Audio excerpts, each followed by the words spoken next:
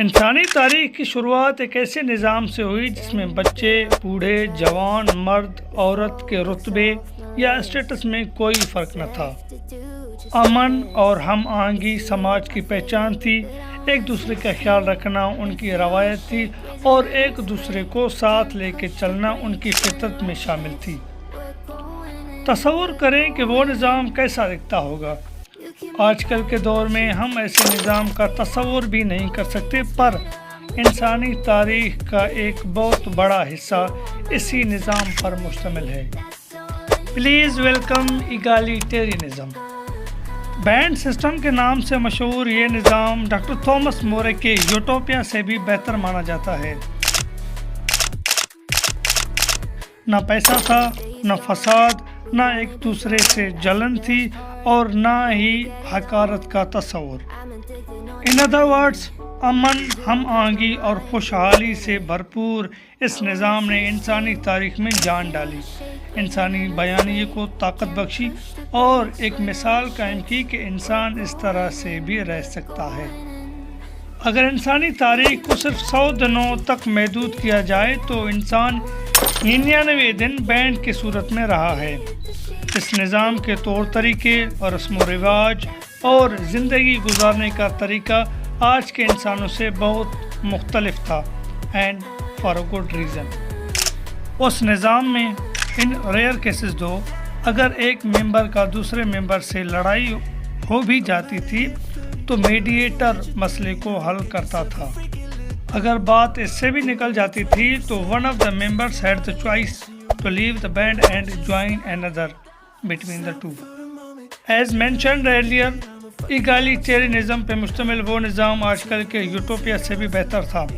مختلف کھانے، زرخیز زمین، بادلوں سے بھرا آسمان، چاروں طرف ہریالی، یہ تھی اس نظام کی خوبی۔ ایگالیٹیرینزم کا مطلب ہی برابری اور سوشل ہارمنی ہے۔ انفرادی سطح سے تعلق رکھتا یہ نظام آج کل کی دنیا کے لیے ایک خواب ہے، اینڈ دیٹ ٹو انفلفلیبل۔ آج کل کے انسانوں نے ترقی تو کر لی پر ان کے بیچ نہ ہم آہنگی رہی ہے اور نہ ہی امن۔ خوشی آج کل کے انسانوں کے لیے ناپید ہو گئی ہے اور غم ان کا مقدر بن چکا ہے۔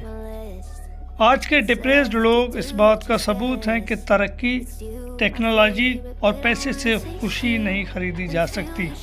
چنانچہ آج کے انسانوں کو بینڈ سسٹم کے نظام سے وہ ایلیمنٹس چرانے چاہیے جو ان کو کچھ نہ کچھ زندگی سیٹسفیکٹری بنانے میں مدد کرے۔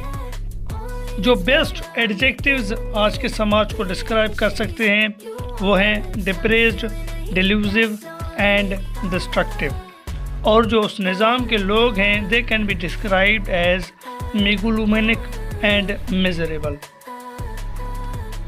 Moral of the story: as technology gets better, inequality gap widens۔ تاریخ کہتی ہے کہ جو سسٹم پرانے دور میں استعمال ہوتا تھا، ایکویلٹی ان کی پہلی کنسیڈریشن تھی۔ There was no compromise on the equality of all individuals living in that society۔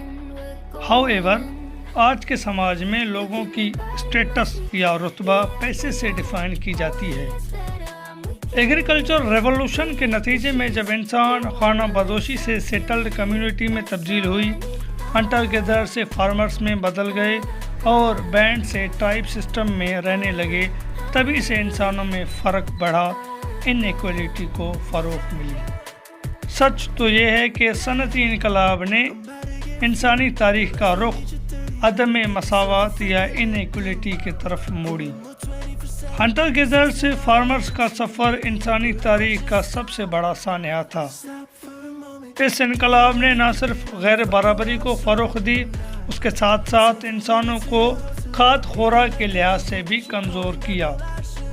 Cognitive revolution سے اے آئی ریولوشن تک کے سفر نے انسان کو کھوکھلا کر دیا ہے، ان کے بیچ سے برابری چھین لی اور ان کے مورل ویلیوز کو بھی دھچکا پہنچایا۔ کیا فائدہ ایسی ٹیکنالوجی کا جس کے آسانی کی لالچ نے برابری چھین لی، تیزی کے لالچ نے پرسکونی چھین لی اور زندگی بہتر بنانے کے لالچ نے وہ عنصر چھین لیے جس کی بنیاد پہ انسان ہے، کراؤن آف دا کریچر ہے۔ In a nutshell, modernity molded the human life from satisfactory to discriminatory.